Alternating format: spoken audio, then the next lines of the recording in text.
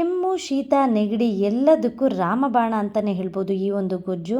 ಇದಕ್ಕೆ ದೊಡ್ಡ ಪತ್ರೆ, ಪುದೀನ ಎಲ್ಲದನ್ನೂ ಹಾಕಿ ಮಾಡಿರೋದ್ರಿಂದ ತುಂಬ ಆರೋಗ್ಯಕರವಾದ ಗೊಜ್ಜು ಇದು.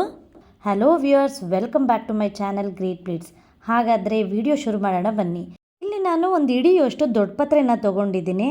ನಮ್ಮ ಗಿಡದಲ್ಲಿ ಬೆಳೆದಿತ್ತು ಇದು, ಹಾಗಾಗಿ ನಾನು ಒಂದು ಹಿಡಿಯಷ್ಟು ತೊಗೊಂಡಿದ್ದೀನಿ, ಸಾಕಾಗುತ್ತೆ ಈ ಒಂದು ಗೊಜ್ಜಿಗೆ.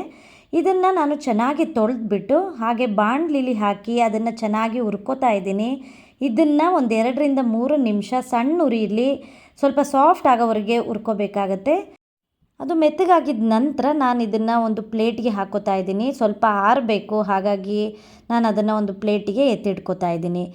ನಂತರ ಒಂದು ಮಿಕ್ಸಿ ಜಾರಿಗೆ 8ರಿಂದ 10 ಟೊಮೊಟೋನ ದಪ್ಪದಾಗೆ ಹೆಚ್ಚಿಬಿಟ್ಟು ಹಾಕೋತಾ ಇದ್ದೀನಿ. ಸಣ್ಣ ಟೊಮೊಟೊ ಆಗಿದ್ದರಿಂದ ಒಂದು 8ರಿಂದ 10 ಟೊಮೊಟೊ ತೊಗೊಂಡಿದ್ದೆ.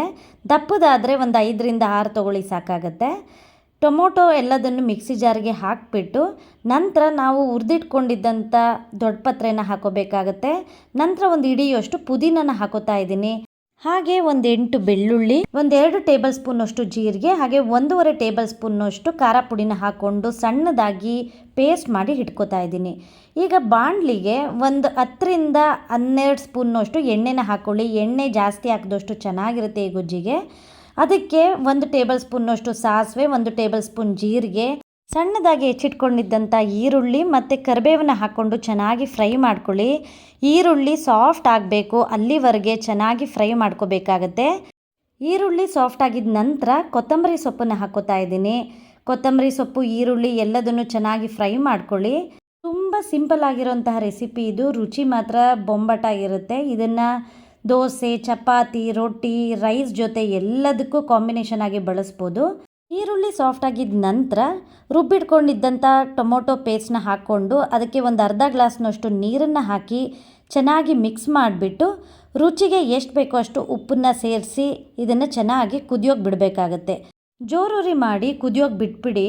ಕುದಿಯೋಕೆ ಬಂದಾಗ ಸಣ್ಣ ಫ್ಲೇಮ್ ಮಾಡಿಬಿಟ್ಟು ಸಣ್ಣ ಉರಿಯಲ್ಲಿ ಇದನ್ನು ಚೆನ್ನಾಗಿ ಕುದಿಸ್ಬೇಕಾಗತ್ತೆ.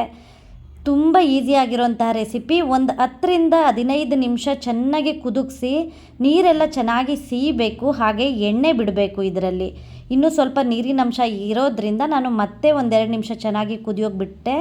ನೋಡಿ ಎಷ್ಟು ಚೆನ್ನಾಗಿ ಆಗಿದೆ ಅಂತ. ಎಣ್ಣೆ ಕೂಡ ಚೆನ್ನಾಗಿ ಬಿಟ್ಟಿದೆ ನೋಡಿ, ಗೊಜ್ಜು ಕೂಡ ಗಟ್ಟಿಯಾಗಿದೆ, ಕರೆಕ್ಟ್ ಕನ್ಸಿಸ್ಟೆನ್ಸಿ ಇದೆ. ಈ ಹದಕ್ಕೆ ಬಂದಾಗ ನೀವು ಸ್ಟವ್ನ ಆಫ್ ಮಾಡಿ. ಆಗಲೇ ಹೇಳ್ದಾಗೆ ದೋಸೆ, ಚಪಾತಿ, ರೊಟ್ಟಿ, ರೈಸ್ ಜೊತೆಗೂ ಕೂಡ ಸೂಪರ್ ಆಗಿರೋಂತಹ ಕಾಂಬಿನೇಷನ್ನು. ದೊಡ್ಡ ಪತ್ರೆ, ಪುದೀನ ಎಲ್ಲದನ್ನು ಹಾಕಿರೋದ್ರಿಂದ ಆರೋಗ್ಯಕ್ಕೂ ಕೂಡ ತುಂಬಾ ಒಳ್ಳೆಯದು.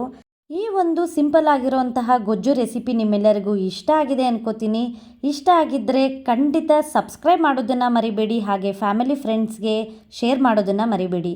ನೆಕ್ಸ್ಟ್ ರೆಸಿಪಿಯೊಂದಿಗೆ ನಿಮ್ಮನ್ನು ಭೇಟಿಯಾಗ್ತೀನಿ. ಅಲ್ಲಿವರೆಗೂ ಥ್ಯಾಂಕ್ ಯು.